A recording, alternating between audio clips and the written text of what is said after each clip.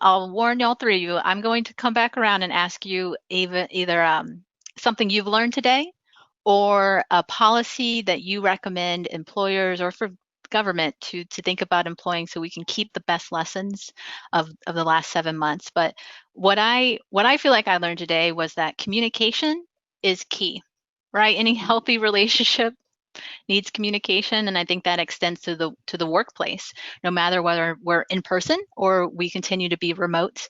And Kyle, I will probably steal this moving forward, but process, technology, and training makes anything possible.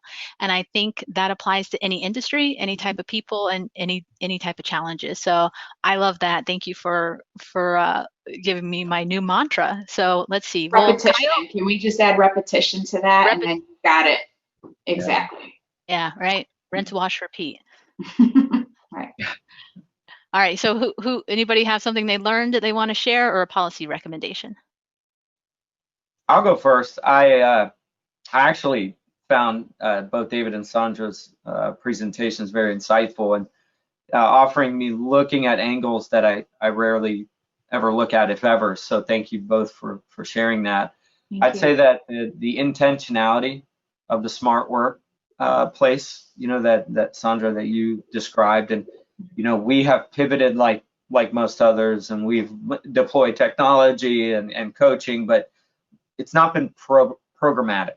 And I think that programmatic, formulaic kind of way that you all are approaching it is fascinating. For me, I think communication's there always, but the importance of just that inclusive, holistic approach, and understanding that there is not a single solution and that there's a need for, broader thinking about access and mobility issues and transportation issues, that you have to understand the audience that you are trying to assist and approach, and you've got to have an open mind to all options.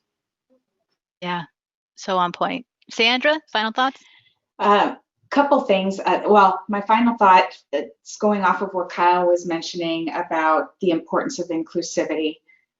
When some people think that remote or flexible work options are more about creating convenience, the truth of the matter is when you create more options for people to be able to communicate in what's best for them, you get the best out of them. And so that allows them to show up and provide new insights, new ways, and create greater value. So that's one. And again, on the inclusivity piece, it's so important that people feel that they have a seat at the table.